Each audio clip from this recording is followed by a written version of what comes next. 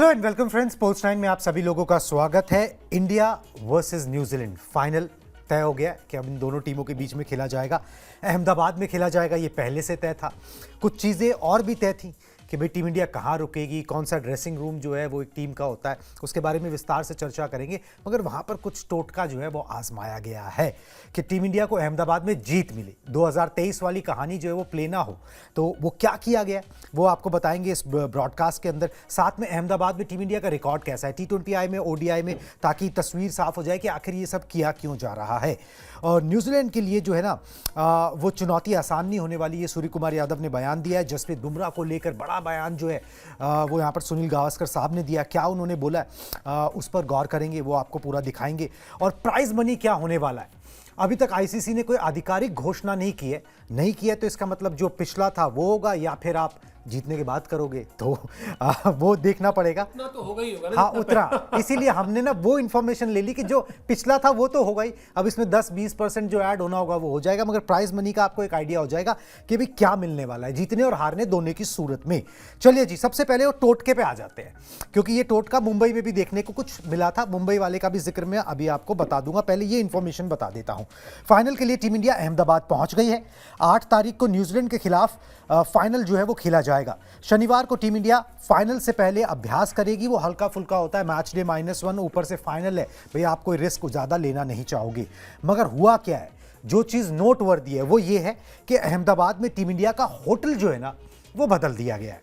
और फाइनल के लिए ड्रेसिंग रूम जो है वो भी बदला जा सकता है, मतलब ऑलमोस्ट कंफर्म है कि वो बदला जाएगा। जो विजिटर टीम होती है उसका एक ड्रेसिंग रूम पहले से तय होता है, और जो इंडियन टीम का ड्रेसिंग रूम है वो पहले से तय होता है कि ये है। अब इंडियन टीम बोल रही है नहीं भाई, अब इसको अदला बदली करो, हम बोलेंगे और ये वाला लें। अब ये किया क्यों जा रहा है? ये इसलिए किया जा रहा है कि भाई अभी जैसे मुंबई में सेमीफाइनल से पहले हुआ प्रैक्टिस सेशन था, चंद्र ग्रहण था, सबको पता है, जिसके कारण होली जो है वो नॉर्दर्न इंडिया में 4 तारीख को थोड़ी सी हो गई, 3 की बजाय कई जगहों पे 3 को मनाई गई, तो 3 तारीख को वो था। तो जब तक वो चंद्र ग्रहण खत्म नहीं हो गया वो प्रैक्टिस जो है वो शुरू नहीं कराई गई, उसके बाद हुई। अब ये है कि भाई अहमदाबाद में टीम इंडिया मशहूर हो गया कि भाई यहाँ पर इस टूर्नामेंट में भी जो एक मैच हारे वो अहमदाबाद में हारे थे। 2023 वनडे वर्ल्ड कप का फाइनल हारे वो अहमदाबाद में हारे थे। तो भाई अब वो दोबारा वो सारी सिचुएशन ना आए, तो भाई जो बदल सकते हो वो बदल लो। वेन्यू तो नहीं बदल सकते कि होटल बदलो, ड्रेसिंग रूम बदलो और ये सारी चीज़ें करो। ये इसे अंग्रेजी में सुपरस्टिशन कहते हैं और हिंदी में टोटका कहते हैं सर। अब जो चीज़ की जा सकती है वही कर लेते हैं, बाकी तो किया नहीं जा सकता, बाकी तो जो है वो तय है पहले से ही। तो जो बदला जा सकता है उसको बदलने की कोशिश की जा रही है, मे बी ये वर्क। और अब सुनील गावस्कर साहब को मैं बार बार उनका कोट करता हूँ, मैंने उनका एक इंटरव्यू किया था, उन्होंने उसमें मैंने पूछा था कि भाई ये क्रिकेटर से लाल रुमाल, ये वो पहला पैर आगे, ये सब करते, इससे क्या होता है? तो बोले कि better be superstitious than be sorry. तो बाद में सॉरी हो जाओ, इससे अच्छा है कि पहले ये भी आजमा के देख लो। तो इंडियन टीम वो भी करके देख रही है। बिल्कुल कुणाल, देखिए ये अगर हम इस आपके इस पूरे मुद्दे को बहुत गंभीरता में ले जाएं और इस पर विज्ञान बनाम अंधविश्वास और टोटका या सुपरस्टिशन पर ले आएं तो एंडलेस डिबेट है।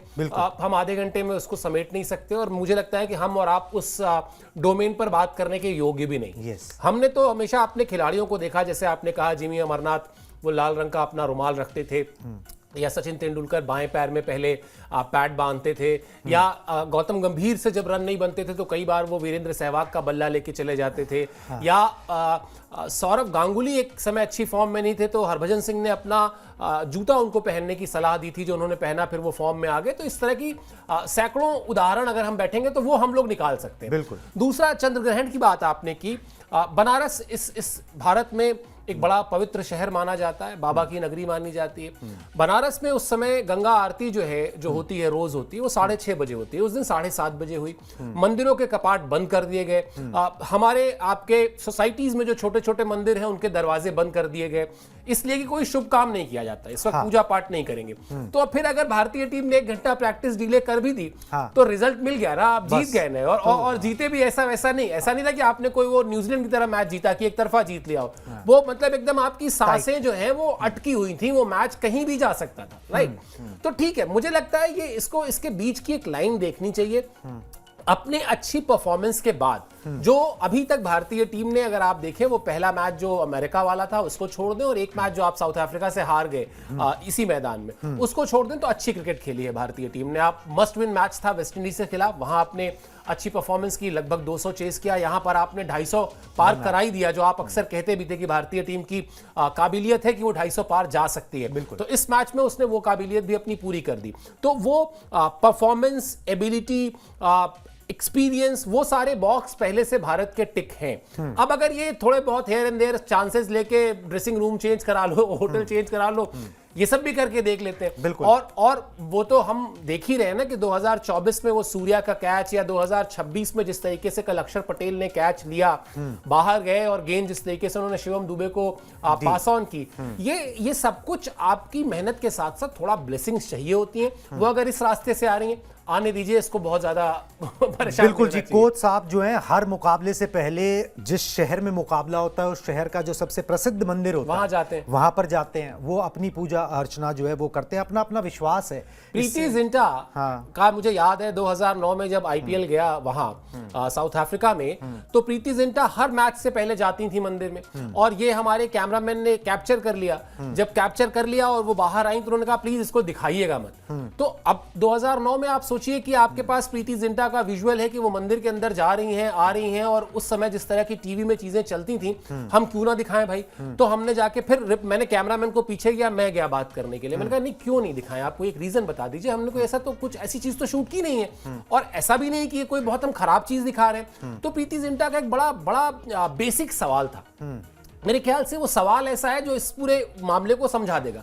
उन्होंने कहा मुझे ये बताइए कि आप कोई अच्छा काम करने से पहले भगवान के पैर छूते हैं या नहीं छूते हैं? आप एग्जाम देने जाते हैं, छूते कि नहीं छूते हैं? आप अगर लंबे सफर पे निकल रहे हैं, लंबी ड्राइविंग करनी है, आप कितनी बार अपने स्टीयरिंग के सामने रखे भगवान के पैर छूते हैं कि नहीं छूते हैं? आप अपने माँ बाप के पैर छूते हैं कि नहीं छूते हैं? हाँ जी छूते हैं। तो बस ये वैसे ही है, इसमें ऐसा क्या है जो आप दिखाना चाहते हैं? तो फिर मैंने बहुत ही रिस्पॉन्सिबल वो मानते हुए कि चूंकि वो नहीं कह रही है इसलिए नहीं कर देते, हमने नहीं दिखाया। लेकिन मोटी बात यही है कि अगर कोच साहब जाते हैं या खिलाड़ी जाते हैं, विराट कोहली गए ना, जब रन्स नहीं बन रहे थे वो गए, उनको फायदा हुआ। आपके at the end of the day सब कुछ जुड़ा हुआ है आपके मेंटल पीस से। अगर आपको मेंटल पीस गंगा के किनारे बैठ के आती है, आप जाइए बैठिए। अगर आपको मंदिर में जाती है जाकर आती है, मंदिर में जाकर बैठिए। आपको किसी भी धर्म के किसी भी धार्मिक स्थान पर जाकर बैठने से अगर शांति मिलती है, आपके परफॉर्मेंस पर असर मिलता है, आई हैव नो ऑब्जेक्शन, किसी को कोई ऑब्जेक्शन नहीं, आप जाइए और बैठिए। बिल्कुल जी, ये उसी तरीके की बात है कि अगर आपको फील गुड हो रहा है तो उसके बाद आप कुछ श्योर होकर मैदान पर उतर पा रहे हो तो कर लो, ये भी चीज जो है वो करके देख लो।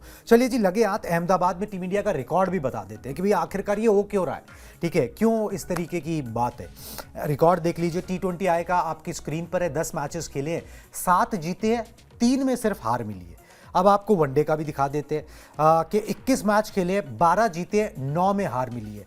मगर हुआ क्या है जनाब कि चलो ये वनडे वाला तो थोड़ा सा फिर भी सीवियर है, T20 में तो ठीक ही है, मगर बात ये कि 2023 का फाइनल जो है वो इंडियन टीम यहाँ पर हार गई थी सब कुछ अच्छा करने के बाद। उसके बाद जो एकमात्र हार अभी तक इस टूर्नामेंट में मिली है वो भी अहमदाबाद में ही मिली है आपको। तो थोड़ा सा ना दिमाग में ये क्वेश्चन आता है कि यार ये ग्राउंड उतना लकी हमारे लिए है कि नहीं है, ठीक है, इसलिए ये शायद जो है कवायद जो यहाँ पर की जा रही है। मगर अगर रिकॉर्ड्स पर देखें सर, तो बात ये कि सिर्फ वहाँ की जो पिच है ना, जैसे हमने इस मुकाबले में भी देखा जो यहाँ पे साउथ अफ्रीका के खिलाफ हारी, वो इंडियन टीम के ब्रांड ऑफ क्रिकेट को सूट नहीं करती। Even T20 brand of cricket को थोड़ा सा सूट नहीं करती है, थोड़ा सा फंसी हुई सी विकेट है।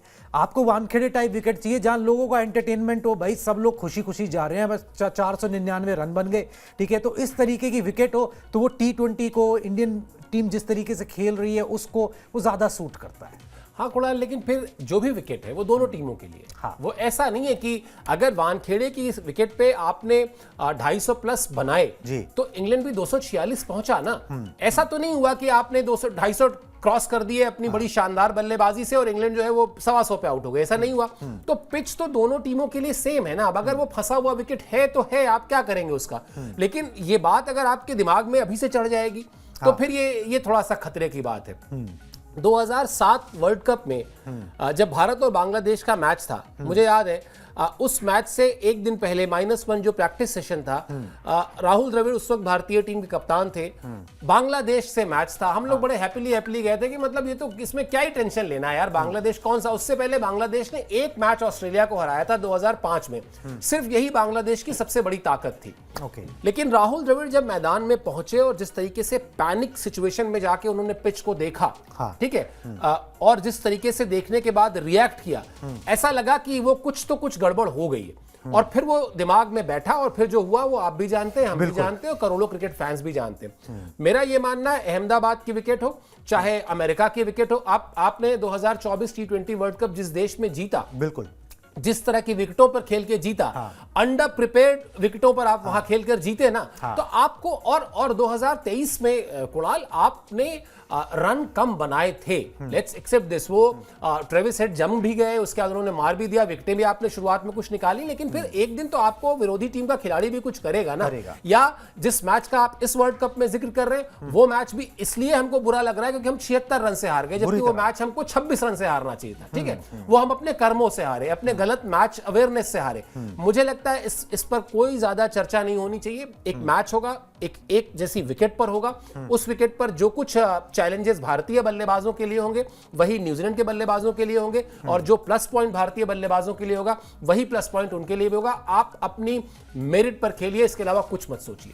बिल्कुल जी, दोनों टीमों के लिए बराबर है और उसके बाद उसी तरीके से पिछला सोचना ही नहीं चाहिए। भैया फ्रेश है, उसको उस तरीके से खेलो, फाइनल को फाइनल की तरीके से। दुनिया का सबसे बड़ा क्रिकेट स्टेडियम है भाई। बिल्कुल, आप अगर अपने प्रीमियर क्रिकेट स्टेडियम में एक तरफ आप कह रहे हैं कि हम क्रिकेट का प्रचार प्रसार कर रहे हैं पूरी दुनिया में, इसलिए इस बार 20 टीमें खेली, और आप कहिए कि साहब हम फाइनल करा देते हैं कैसे वेन्यू पे, जो भारत के लिए तो बहुत लकी है, लेकिन कैपेसिटी है उसकी 30,000 लोगों की या 35,000 लोगों की, तो आपने क्या भला किया क्रिकेट का भला तो तब। और फिर आपकी टीम क्या शानदार खेलती हुई आ रही है। आप मतलब आपका कप्तान कोई सीरीज नहीं हारा है, कोई टूर्नामेंट नहीं हारा है। आपसे T20 वर्ल्ड कप से पहले आप 2 बड़ी टीमों को अच्छे मार्जिन से हरा के आए हैं, यहां पर आपने सिर्फ एक मुकाबला गंवाया है।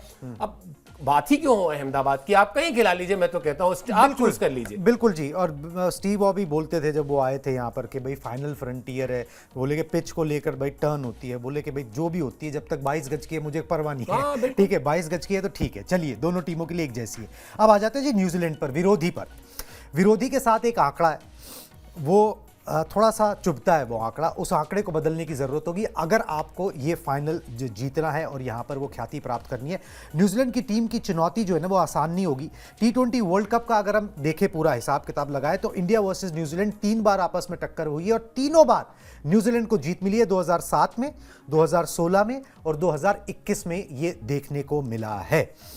हालांकि इस बात से पहले सूर्य कुमार यादव ने जो है बिल्कुल सादगी से और ईमानदारी से बात कह दी है न्यूजीलैंड के ऊपर या फाइनल के ऊपर में। इनफैक्ट दिखा देते हैं वो, फिर चर्चा करेंगे। निश्चित रूप से फाइनल में दबाव और घबराहट होगी, खासकर भारत में खेलना और खिताब के लिए जाना एक बड़ी बात है, लेकिन हमारे लड़के और पूरा सपोर्ट स्टाफ इस चुनौती के लिए तैयार है।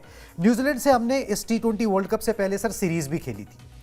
टीम जो है ना वो एक ना ऐसा नहीं है कि कोई जो आपको घबराहट दे, मतलब ऑन पेपर आपको ऐसा नहीं लगेगा कोई ऑस्ट्रेलिया की टीम है, बड़े नाम है, इंग्लैंड की टीम है जी, ऐसा कर रखा है वैसा कर रखा है, मगर बड़ी कंसिस्टेंसी टीम है, चुप सा काम कर जाते हैं वो अपना। वही काम उन्होंने साउथ अफ्रीका के साथ कर दिया कि एक दिन जो है वो आउट ऑफ द ब्लू कहीं से भी ना वो ऐसे चलने लगे जैसे कि पता नहीं वो किसी मार्स पे बल्लेबाजी कर रहे थे और साउथ अफ्रीका ने जो है अर्थ पे बल्लेबाजी की है। तो इस तरीके की ये टीम है, बड़ी चुप सी टीम है, आपको शॉक दे सकती है।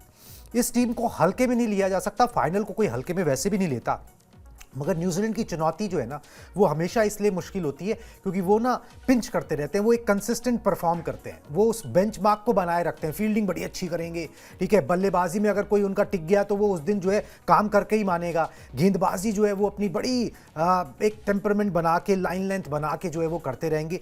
एक ऐसी टीम है जिसके लिए ना आपको अपना बार ऊपर खींचना पड़ेगा, नहीं तो फिर वो आपको नीचे कर सकते हैं। अपना बार ऊपर करना पड़ेगा। बाकी आपने जैसा कहा कि एक हिस्ट्री रही है, जिस हिस्ट्री में परेशान किया है कीवियों ने हम लोगों को, चाहे वो आप याद करिए वर्ल्ड टेस्ट चैंपियनशिप का पहला फाइनल जहां पर भारतीय टीम हार गई थी, या फिर आप वर्ल्ड कप्स का जिक्र आप ICC के कर ही रहे। देखिए कुणाल, मुझे लगता है ना, जैसे कल हम लोग बात कर रहे थे सेमीफाइनल मैच से पहले कि विकेट को आप समझ के 180 की विकेट पे आप गए हैं मैच खेलने और आप खेलने लगे 250 के लिए, हाँ। तो आप 150 पे सिमट जाएंगे। हाँ। लेकिन अगर आप 180 की विकेट पर गए हैं और आप चाहते हैं कि आप न्यूजीलैंड को, जो आपने कहा कि वो जो कंसिस्टेंसी से एक बार मेंटेन रखती है, हाँ। उसको आप चाहते हैं कि उससे थोड़ा सा बेटर प्रिपेयर्ड, बेटर परफॉर्म करें, तो आप 180 की विकेट पे 200 तो ट्राई कर ही सकते हैं, कीपिंग इन माइंड कि आपके सारे बल्लेबाज लगभग एक अच्छी रॉ में है। और T20 फॉर्मेट में बहुत ज्यादा बल्लेबाजों के चलने की जरूरत नहीं होती, दो मैक्सिमम तीन, तीसरा हो जाए तो आप 200 पार है। भाई कल भी रन अगर आप देख लें तो संजू सैमसन के रन है, शिवम दुबे के रन है, और उसके बाद तीसरे हाईएस्ट सपोर्ट में हार्दिक और तिलक थोड़ा सा, वही 21 रन तिलक के हैं और कुछ रन हार्दिक के। तो और आप ये देखिए कि न्यूजीलैंड ने, मुझे लगता है कि जो इस वक्त जो चर्चा होनी चाहिए वो ये होनी चाहिए कि न्यूजीलैंड ने पूरा टूर्नामेंट कैसे खेला, वो एक सिक्के का पहलू है, और सेमीफाइनल मैच कैसे खेला। हाँ। सेमीफाइनल मैच में उन्होंने साउथ अफ्रीका की उस टीम को हराया जिस टीम में 5 बल्लेबाज ऐसे थे जो T20 फॉर्मेट के मतलब वर्ल्ड चैंपियन खिलाड़ियों में माने जाते हैं। चाहे आप एडन मार्करम का नाम ले लीजिए, रेयान रिकल्टन का नाम ले लीजिए, डेविड मिलर का नाम ले लीजिए, क्विंटन डिकॉक का नाम ले लीजिए, या फिर डेवॉल्ड ब्रेविस का नाम ले लीजिए, लेकिन वहां फिन एलन अकेले सब पे भारी पड़े। हाँ। और दूसरा ग्लेन फिलिप्स जो बहुत खतरनाक बल्लेबाज है मेरे हिसाब से इंडियन कंडीशंस में। तो भारतीय टीम को तैयार इस हिसाब से होके जाना है कि हमारे सारे बल्लेबाज रन कर रहे हैं, लेकिन सारे बल्लेबाज रन करें, वनस्पत एक बल्लेबाज, अभी कल के मैच में भी देखिए इंग्लैंड की तरफ से एक बल्लेबाज नहीं तो आपको सेंचुरी बना दी थी ना, लेकिन उसने आपको कहां तक रुलाया, 19.1 ओवर तक उसने रुला के रखा आपको। जब वो आउट हो गया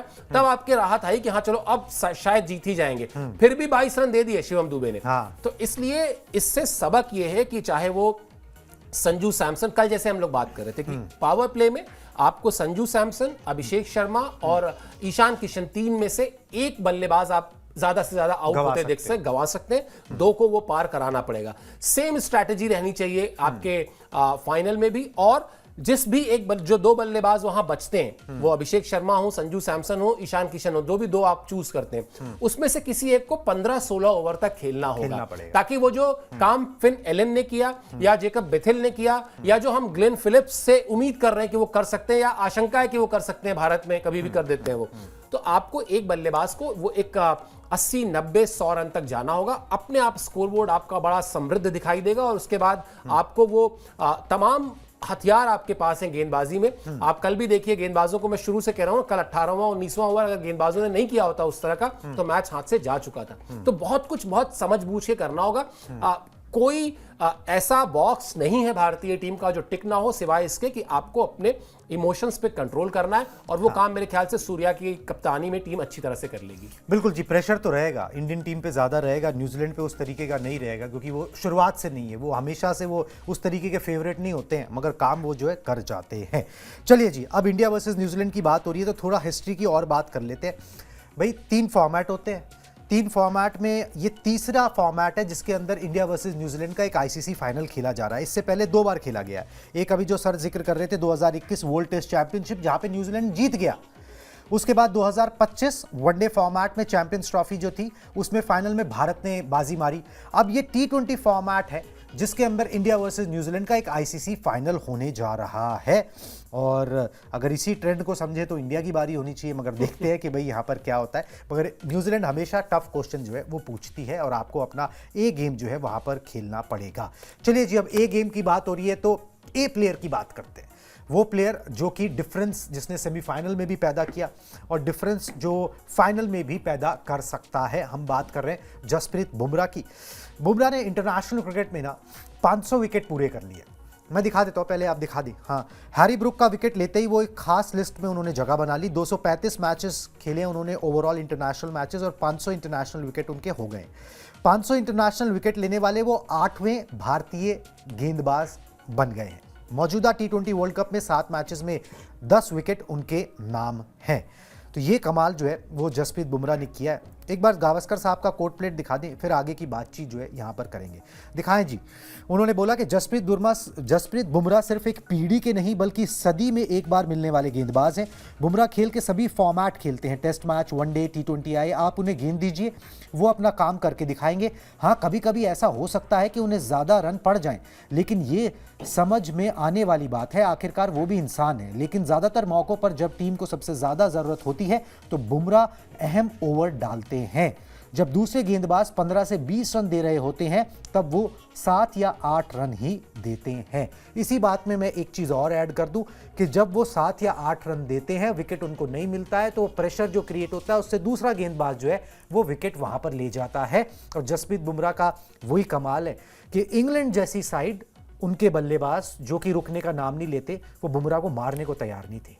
हाँ, मार सकते भी नहीं थे शायद, अगर मारते तो फिर वो और विकेट उनके खाते में होते। विकेट उनके खाते में सिर्फ एक है। लेकिन आप सोचिए, जो बात गावस्कर कह रहे हैं, या अगर आप, मैं कह रहा हूं कोई कहे ना कहे, आंकड़ों पे अगर आप आ जाएं, एक मैच में 40 ओवर का खेल होता है, 499 रन बनते हैं, यानी प्रति ओवर करीब 12.5 रन बनते हैं। और वहां पर वो 8.25 की इकोनॉमी से गेंदबाजी करते हैं, एक कीमती विकेट निकालते हैं। ये तो कल के मैच की बात हो गई कुणाल। इससे पहले वेस्टइंडीज का मैच आप याद करिए, जहां उन्होंने एक ही ओवर में 2 विकेट निकाला था जी। तो बुमराह आपके लिए एसेट है, और इसीलिए मुझे लगता है कि आज से जब बुमराह को लेकर थोड़ा डाइसी सिचुएशन रहती थी कि ये मैच खेलेंगे, वो नहीं खेलेंगे, तो हम लोग यही बात करते थे ना कि एक बार तस्वीर साफ कर दीजिए। तो अगरकर ने आकर वो तस्वीर साफ कर दी थी जब ये कहा था कि बुमराह हमको हर इंपॉर्टेंट मैच के लिए चाहिए। और उसके बाद अगर आप बुमराह को लेकर भारतीय टीम मैनेजमेंट की रणनीति को देखेंगे तो रणनीति यही है कि वो चाहे टेस्ट फॉर्मेट हो, चाहे वनडे फॉर्मेट हो, चाहे T20 हो, जो भी इंपॉर्टेंट मैच होगा वहां पर बुमराह आपको दिखाई देंगे। बिल्कुल। आज ऑफिस में बात हो रही थी, हालांकि हमारे पॉलिटिकल टीम में किसी ने मुझसे कहा कि वसीम अकरम अपनी पीक पर जब थे तो उनके जैसा गेंदबाज मैंने नहीं देखा, और वसीम अकरम जब, मुझे याद है वर्ल्ड कप में किस तरह से उन्होंने इन स्विंग किया और ये किया वो किया। मैंने उनसे कहा नहीं, आप बिल्कुल सही कह रहे हैं, वसीम अकरम बहुत ही शानदार गेंदबाज थे, इसमें किसी को कोई डाउट नहीं है। लेकिन जरा बुमराह को भी पिछले 2-3 साल के जो बुमराह है, मतलब बुमराह 2.0 जिसको कहते हैं, वो जरा देख लीजिए, तब आपको समझ में आएगा कि कैसे वो इंग्लिश बल्लेबाज जो अर्शदीप सिंह को या फिर किसी अक्षर पटेल को या वरुण चक्रवर्ती को ऐसा लग रहा था कि मतलब वो सिर्फ छक्के में डील कर रहे थे, ऐसी घिग्गी बन जा रही थी ना। मतलब जैसे आपके सामने अचानक कोई पुलिस का बड़ा अधिकारी आ जाए और आपको लगे कि अभी मेरी पिटाई करने वाला, वैसे डरे हुए थे वो, मतलब बल्लेबाज। ऐसा डर बल्लेबाजों की आंख में, वो भी इंग्लिश टीम के बल्लेबाजों की आंख में, बिरले गेंदबाजों के सामने होता है, वरना वो डरते वरते नहीं है। तो ये एक तरीके से साख, ये पहचान, ये दबंगई बुमराह ने अपनी गेंदबाजी से कमाई है। और इसीलिए बिल्कुल इस बात में कोई दो राय नहीं कि वो एक डेकेड में या उसमें नहीं, वो सदी में आने वाले गेंदबाज है। 50-100 साल में एक आध गेंदबाज ऐसा आता है। बिल्कुल जी, और इसमें बिल्कुल दो राय नहीं है। और देखिए, वैसे भी ना दो एरास को कंपेयर करके कोई नहीं होता, मगर इस एरा के अंदर जो मौजूदा चैलेंजेस हैं उनके अंदर बुमराह बहुत आगे नजर आते हैं अपने जितने भी साथी गेंदबाज हैं उनसे। संजू सैमसन को प्लेयर ऑफ द मैच का अवार्ड मिला जी। उन्होंने भी बुमराह का नाम ले लिया, बोले कि भाई ये मैं डिजर्व नहीं करता हूँ। ये ठीक है, क्या कहा उन्होंने, मैं उसको दिखा देता हूँ, क्योंकि ये बुमराह की बात उसके बिना कंप्लीट नहीं होगी। टीम ने जैसा खेला उससे मैं बहुत खुश हूँ, इस जीत का सारा श्रेय जसप्रीत बुमराह को जाता है। वो वर्ल्ड क्लास गेंदबाज है। बुमराह जैसा खिलाड़ी पीढ़ी में एक बार आता है। ये अवार्ड असल में उन्हें मिलना चाहिए, मगर हमने डेथ ओवर्स में वैसी गेंदबाजी नहीं की होती। अगर हमने डेथ ओवर्स में वैसी गेंदबाजी नहीं की होती तो मुझे लगता है कि मैं यहाँ पर खड़ा होकर ये अवार्ड भी नहीं ले रहा होता। फिर तो वो यहाँ पर जो है जेकब बेथल को मिल रहा होता जिस तरीके से उन्होंने यहाँ पर और सोचिए कुणाल, तब जबकि सिर्फ 1 विकेट लिया है बुमराह ने। हाँ, 1 विकेट लिया। लेकिन जिस समय वो 18वें ओवर में 6 रन देकर वो जाते हैं अपने बॉलिंग रनअप पे ना, उसके बाद चार्जड अप आते हैं वहां से हार्दिक पांड्या, वो कहते हैं भाई मैं भी पूरा अपना जान लगा दूंगा, वो 9 रन में ओवर निकालते हैं। वहां से आप जो है आखिरी ओवर में 30 रन का एक अच्छा कुशन लेकर तैयार होते हैं। वरना अगर वो शिवम दुबे ने 18वां ओवर किया होता तो आप फिर सोच लीजिए क्या होता। तो उसमें मुझे लगता है कि संजू सैमसन ने जो श्रेय जसप्रीत बुमराह को दिया, अगर आप जसप्रीत बुमराह से कहेंगे तो हो सकता है जसप्रीत बुमराह उसका थोड़ा सा श्रेय या काफी श्रेय कप्तान को भी दे, क्योंकि कप्तान ने ही आके 18वां ओवर उनको दिया। उनको वो फैसला लिया कि भैया अब चाहे इनके कोटे के ओवर खत्म हो जाए, मैं आखिरी ओवर में इनको सेव नहीं करूंगा। पता लगा आखिरी ओवर में बचे ही 15 रन या 10 रन, तो उसके बाद तो फिर बल्लेबाज मारेंगे, उतने भी ना बचते ना, क्योंकि 22 रन तो शिवम दुबे ने वही हो जाता काम। हाँ, तो अब ये वैसे ये एक पॉइंट है जिसपे ना काम करने की जरूरत है। आप 5 गेंदबाज हैं आपके, वरुण चक्रवर्ती पिट गए तो फिर उसके बाद 4 बच गए, अगर किस दिन कोई 2 पिट गए तो फिर आप करोगे क्या? फिर शिवम दुबे तो वैसे ही पिटने को तैयार बैठे हुए हैं। नहीं, और मुझे लगता है शायद अगर मतलब अब देखिए अगर मगर किंतु परंतु वाला गेम नहीं है, कोई भी गेम नहीं होता, लेकिन मुझे लगता है अगर अक्षर पटेल ने आखिरी ओवर किया होता तो मैं इस बात को मैं ये मानता हूं कि 22 रन तो उनको भी नहीं पड़े, क्योंकि उनके पास वो तजुर्बा है, वो बीच में एक आध बॉल तेज निकाल देते हैं, वो अपनी गेंद के साथ वेरिएशन करते हैं, अपनी स्पीड के साथ वेरिएशन करते हैं। शिवम दुबे मतलब ठीक है कल उन्होंने अच्छे रन किए हैं इसलिए उनको कोई क्रिटिसाइज नहीं कर रहा है, लेकिन उनके अंदर अभी गेंदबाजी को लेकर वो मैच्योरिटी नहीं है कि अगर पहली 2 गेंद पर छक्का पड़ गया तो आप फिर वो ओवर 15 रन में खत्म करेंगे या फिर वो ओवर आप जाके 24 या 30 रन पे खत्म करेंगे। कल भी तो यही हुआ ना, बिल्कुल ठीक है, आपका पहली बॉल पे विकेट था, पहली बॉल पे आपने रन आउट हुआ है उसके, और रन आउट भी किस तरीके से, क्या हार्दिक पांड्या ने अपने बाजुओं की ताकत दिखाई, क्या मतलब क्या मेहनत से काम हुआ, कलेक्टिव एफर्ट से काम हुआ। लेकिन शिवम दुबे आप किसी भी सर्कमस्टेंसेस में आप उनको आखिरी ओवर मत दीजिए, वो आपको किसी मैच में हो सकता है यहां पर 30 रन बनवा दे, मतलब जिस तरह की वो गेंदबाजी करते हैं, क्योंकि वो 1-2 वाइड भी फेंक ही देते हैं। बिल्कुल, और ये दूसरे इंस्टेंस है जब आपने उनको ये आखिरी ओवर बीच में ये दे के ये सारा काम उसमें जिसमें उन्होंने 46 रन बनाए दिए थे उसमें पहले ओवर में 26 दिए थे, दूसरे में 20 दिए थे, यहां उनको जो पहला ओवर दिया गया उसमें 22 रन दिए। क्यों? क्योंकि जैसे ही 2 छक्के पड़ते हैं फिर वो ये भूल जाते हैं कि वो एक इंटरनेशनल मैच में गेंदबाजी कर रहे हैं, फिर उनकी बॉल आप उनसे वाइड एक्सपेक्ट करिए, फिर वो कुछ भी कर सकते हैं और फर्क मतलब कोई तुलना नहीं है। लेकिन जसप्रीत बुमराह के जो पूरा बॉलिंग एनालिसिस है उसमें आप पाएंगे कि सिर्फ और सिर्फ एक बॉल जो है वो वाइड उन्होंने फेंकी थी, वो भी तब जबकि उनको ये लगा कि ये बल्लेबाज से थोड़ा दूर रखनी है। बिल्कुल जी। चलिए जी, अब ये तो हो गई बात कि भाई क्या सर्कमस्टांस जो है उस तरीके से हो सकते हैं। अब बात ना प्राइस पैसे की भी कर लेते हैं, प्राइज मनी की कर लेते हैं। भाई आईसीसी ने कोई ऑफिशियली अभी तक डिक्लेयर नहीं किया है, नहीं डिक्लेयर किया है तो हम ये मान के चल रहे हैं कि भाई जो पुरानी प्राइज मनी है कम से कम वो तो मिलेगी, बाकी अगर इसको कोई बढ़ाया जाए तो वो एक अलग बात है। तो फाइनल में 2 टीमें पहुंची है, किसको कितना पैसा मिलेगा विजेता को, उप विजेता को, वो आपको बता देते हैं। फाइनल जीतने पे इंडियन रुपी के हिसाब से 20.4 करोड़ रुपीस जो है वो मिलेंगे और उप विजेता को करीब करीब 12 करोड़ रुपए मिलेंगे। सब टीमों के लिए 103 करोड़ रुपए का बजट रखा गया है कि भाई जो भी जिस स्टेज तक पहुंचा है हर एक को कुछ ना कुछ दिया जाएगा। 2024 में हुआ क्या था, फाइनल जीतने पर टीम इंडिया को 125 करोड़ रुपए including the support staff everyone, वो 125 करोड़ रुपए बीसीसीआई ने अलग से दिए थे जो खिलाड़ियों में और बाकी सब में बांटे गए। अब आईसीसी ने अभी तक ऐलान तो नहीं किया है मगर ये भी एक अच्छी खासी रकम है। इस रकम को अभी कोई नहीं देख रहा, इस रकम के बारे में अभी कोई सोच नहीं रहा, मगर वो तो अभी तो आपको ट्रॉफी, वो ख्याति, वो सारी उम्र जो है आपके साथ रहने वाली जो चीज़ है वो देख रहा है।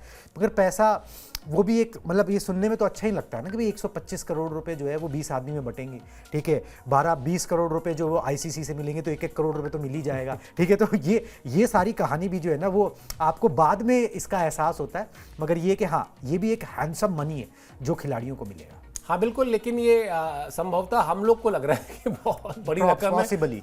हाँ, उनके लिए तो क्या है वो एक ऐड करेंगे तो इसकी 6 गुना तो एक दिन की फीस उनको मिल जाएगी। तो हाँ, लेकिन ये मैं सहमत हूँ, जैसे आप हमेशा कहते हैं कि बैंक बैलेंस में पैसा आए, वो कोई भी रकम हो खराब किसी को नहीं लगती, ठीक है। वो जब हम लोग के सैलरीड अकाउंट में वो एक साल में 1-2 बार वो इंटरेस्ट आता है, बड़ा मामूली सा होता है, लेकिन वो खराब हमको नहीं लगता, तो उनको भी क्यों खराब लगेगा, उनका तो फिर भी सीआर में तो है ना। लेकिन jokes apart, cash prize money या जो इनाम देती हैं क्रिकेट को चलाने वाली संस्थाएं, चाहे वो आईसीसी हो या बीसीसीआई हो, इससे पता चलता है कि वो क्रिकेट को किस तरह से रेट कर रहे हैं, वो किस तरीके से प्रमोट कर रहे हैं, उनका विजन क्या है। वो वर्ल्ड वाइड ये दिखाना चाहते हैं कि भाई अगर फुटबॉल के मैचेस की बात होती है, फुटबॉल में प्राइज मनी की बात होती है, या फुटबॉल में खिलाड़ियों की कमाई की बात होती है, या टेनिस में खिलाड़ियों की कमाई की बात होती है, अनफॉर्चुनेटली हमारे पास फुटबॉल या टेनिस में उस तरह के प्लेयर्स नहीं है जिनकी वैसी कमाई हो जैसी नोवाक जोकोविच की होती है या जैसे रोनाल्डो की होती है, क्रिस्टियानो रोनाल्डो की होती है। तो हमारे पास सबसे अमीर क्रिकेटर्स होते हैं, तो अच्छी बात है अगर हम उनको भी इस खेल का ब्रांड एम्बेसडर बनाकर रखें, वर्ल्ड वाइड लोगों को यह पता चले कि हाँ क्रिकेट खेलकर भी पैसा कमाया जाता है और उसकी मिसाल जो है वो भारत और भारतीय खिलाड़ी हैं, कोई बुराई नहीं है इसमें। आए पैसा जितना आता रहे, लेकिन ट्रॉफी लेकर आ जाए। ये भी वन ऑफ द मोटिवेशन होता है। बिल्कुल और होता अगर है। जिसको नहीं पता वो जाके पाकिस्तानियों से पूछ ले जिनके 50 लाख रुपए काटे गए काट लिए गए हारने के लिए। कि हारे हो भाई 50 लाख रुपए दो, पहले तो मिल कम रहे थे, ऊपर से अब काट लो। और वो काट भी लो, फिर अगर सर्जरी करानी है सर्जरी भी खुद से कराओ, चोट लग जाए तो इलाज वो के भी पैसे है। भी खुद हाँ, कराओ। हाँ, तो वो तो खैर एक अलग कहानी है, वो उसको क्यों ही यहाँ पे हाँ मतलब ये है कि हाँ ये पैसा भी एक मोटिवेशन जरूर होता है। और अगर आपको जो आप काम इतने पैशनेटली कर रहे हो अगर उसमें आपको रेम्यूनरेशन अच्छा मिल रहा है तो फिर आपका मोटिवेशन बना रहता है, नहीं तो फिर ना वो बात नजर नहीं आती, आदमी अपने आप को उतना पुश ना कर नहीं पाता है। तो ये भी एक वन ऑफ द मोटिवेशन है, मगर बहुत पीछे है कतार के अंदर, क्योंकि वो यहाँ पर नेशन को जो है वो रिप्रेजेंट जो है वो कर रहे हैं। चलिए जी, आप लोग हमारे साथ स्टूडियो में इस ब्रॉडकास्ट में हमारे साथ जुड़े, इसके लिए बहुत बहुत शुक्रिया।